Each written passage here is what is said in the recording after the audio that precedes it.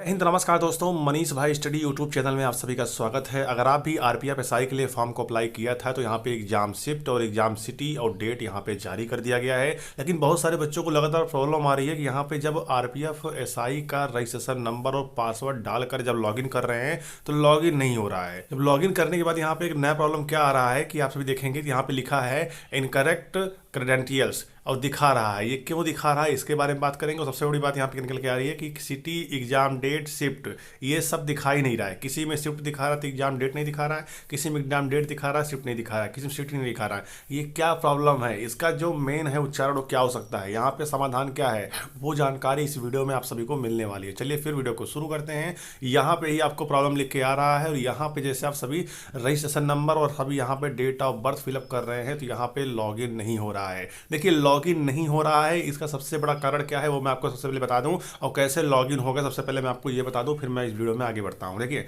Login करने के लिए आपको करना क्या पड़ेगा। जैसे आप सभी के सामने इस टाइप का इंटरफेस आ जाएगा तो आप सबको करना क्या है कि यहाँ पे जो देखिए पंजीकरण संख्या लिखा है ना, यहाँ पर आप सभी आरपीएफ लिखकर ही अपना रजिस्ट्रेशन नंबर लिखिएगा, पहली बात, ठीक है। उसके बाद आप सभी जब अपना डेट ऑफ बर्थ फिलअप कर रहे हो तो यहाँ पे डेट, यहाँ पे मंथ और यहाँ पे ईयर लिख रहे हो ना, आपको करना क्या है, आपका जो मंथ है ना डेट ऑफ बर्थ का, मंथ को आपको डेट में लिख देना है और आपका जो डेट है ना वो आपको मंथ में लिख देना है, ठीक है। और आपका जो ईयर है आपको वही रहने देना है। आपको यहाँ पर इस कैप्चा को यहाँ पे लिख देना, फिर आपको लॉगिन वाले ऑप्शन पे क्लिक कर देना है। मैं आपको एग्जांपल दे रहा हूँ, जैसे किसी का डेट ऑफ बर्थ क्या है किसी का डेट ऑफ बर्थ क्या है यहाँ पे देखिएगा, मैं आपको एग्जांपल दे रहा हूँ 10/5/2001, ठीक है। जैसे मान लो किसी का ये डेट ऑफ बर्थ है 10/5/2001, तो उसको करना क्या है, देखिए अगर आप ऐसे सीधा लिख दोगे तो आपका यहाँ पे लॉगिन नहीं हो रहा है, ठीक है। आपको करना क्या है, ये जो आपका मंथ है ना उसको आपको यहाँ पे लिख देना है और आपका जो डेट है आपको यहाँ पे लिख देना है, फिर आपका जो ईयर है आपको ईयर वाले में ही लिख देना है। इस कंडीशन में आप सभी यहाँ पे लॉगिन हो सकते हो, ठीक है। ये बहुत ही बड़ा कारण है।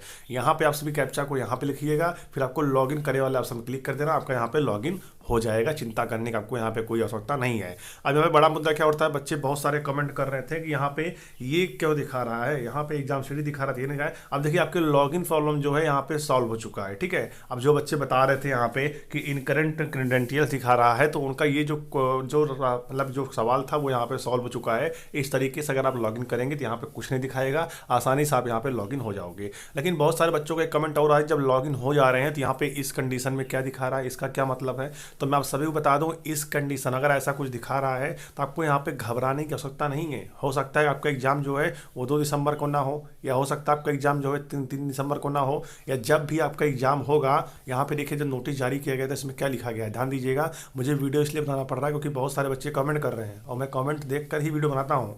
यहाँ पर आप देखेंगे सीबीटी एग्जाम डेट बताया गया है, ठीक है, आरपीएफ एसआई का। तो यहाँ पे आप देखेंगे तो 2/12/2024 को एग्जाम है, 3 दिसंबर, 9 दिसंबर, 12 दिसंबर और 13 दिसंबर को यहाँ पे एग्जाम होने वाला है। लेकिन जब आप यहाँ पे देखेंगे तो लिखा गया है द लिंक फॉर व्यूइंग, उसके बाद the exam city, date and downloading of travel authority for SC/ST candidate will be made live 10 days period. हम बात करें तो आपका जब भी एग्जाम होगा उससे 10 दिन पहले ही आपको ये जानकारी मिलेगा कि आपका सिटी क्या है, आपका डेट क्या है एग्जाम का और आपका शिफ्ट कौन सा रहने वाला है।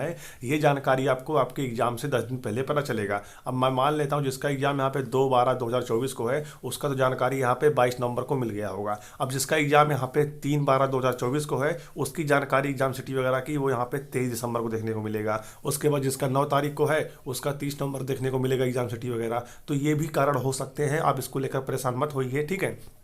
अगर आपका भी ऐसा शो हो रहा है तो आपको चिंता करने की आवश्यकता नहीं है। लेकिन आपको डेली अपना यहाँ पे लॉगिन आईडी पासवर्ड डालकर आपको डेली इसमें लॉगिन होना है और डेली आपको यहाँ पे चेक करते रहना है क्या हमारा एग्जाम सिटी आ गया, क्या हमारा परीक्षा डेट आ गया। ये जानकारी आपको यहाँ पे चेक करना पड़ेगा हर वक्त, ठीक है। ये मैं क्यों बोल रहा हूँ आपको आगे मैं बताऊंगा, क्योंकि क्या है कि एग्जाम आप सभी का यहाँ पे 5 दिन चलने वाला है और 5 दिनों में कुल यहाँ पे 3 एक दिन में यहाँ पे 3 शिफ्ट बनाए गए हैं। टोटल यहाँ पे 15 शिफ्टों में आपके एग्जाम होने वाले हैं, पहले आप ये जान लीजिए। और फॉर्म जो अप्लाई हुआ है वो यहाँ पे 15 लाख बच्चे ऐसे हैं जो कि एग्जाम देने, मतलब उनका एडमिट कार्ड जो है वो यहाँ पे जारी होगा। मतलब एक शिफ्ट में करीब यहाँ पे 1 लाख बच्चे जो हैं वो एग्जाम दे रहे होंगे। मतलब एक दिन में यहाँ पे 3 लाख बच्चे एग्जाम देंगे, ठीक है। पूरे ऑल ओवर इंडिया में आरपीएफ एसआई जो एग्जाम होगा उसमें एक दिन में 3 लाख बच्चे एग्जाम देने वाले हैं। तो कंपटीशन अच्छा खासा रहने वाला है, तैयारी में लगे रहिए, क्योंकि तैयारी करेंगे तभी आप सिलेक्शन लेकर जा सकते हैं, वरना आप सभी यहाँ पर फेल होने का सामना कर सकते हैं। ठीक है, अगर आप यहाँ पे देखेंगे तो टेस्ट हिस्ट्री बता रहा है, मतलब परीक्षा शहर, परीक्षा राज्य और परीक्षा की तारीख। बहुत सारे बच्चे पूछ रहे थे कि हो सकता है मेरा दिखा नहीं रहा हो, बाकी सबका दिखा रहा हो, तो उस कंडीशन में भी मेरे पास यहाँ पे एक रास्ता है। देखिए इस बच्चे का देखो यहाँ पे क्यों दिखा रहा है, अगर आपका नहीं दिखा रहा है, किसी का नहीं दिखाना चाहिए। देखिए यहाँ पे मुजफ्फरपुर बिहार, और यहाँ पे देखिए 2 दिसंबर को इस बच्चे का एग्जाम है, और यहाँ पे देखिए शिफ्ट पहली यहाँ पे उसके लिए रखा गया है। ठीक है, पहले शिफ्ट में इस बच्चे का एग्जाम है।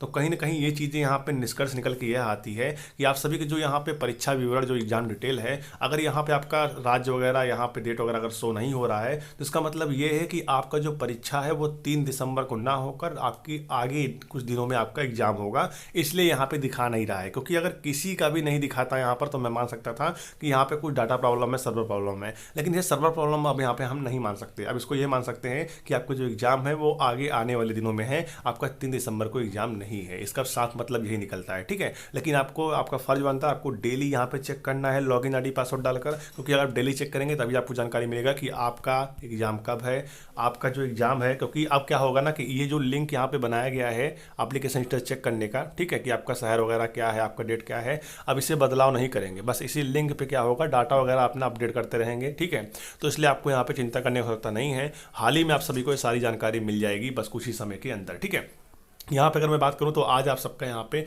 जिसका भी एग्जाम यहाँ पे 4, सॉरी दोस्तों मैं आपको दिखा देता हूँ, ये देखिए यहाँ पे अगर मैं एग्जाम की बात करूँ तो यहाँ पे देखिए 2 दिसंबर से एग्जाम शुरू हो रहा है। ठीक है, 2 दिसंबर से, तो जिनका भी यहाँ पे 22 नवंबर को एप्लीकेशन स्टेटस जारी हुआ है, यानी एग्जाम डेट, एग्जाम शिफ्ट, तो सच समझ लेना आप सभी कि 2 दिसंबर का उनका एग्जाम होना ही होना है। और जिनका नहीं दिखा रहा है एग्जाम सिटी वगैरह, समझ लेना उनका 2 दिसंबर छोड़ के बाकी 3 दिसंबर को हो सकता है, और बाकी 9 दिसंबर को भी हो सकता है, 12 दिसंबर को भी हो सकता है, 13 दिसंबर को भी हो सकता है।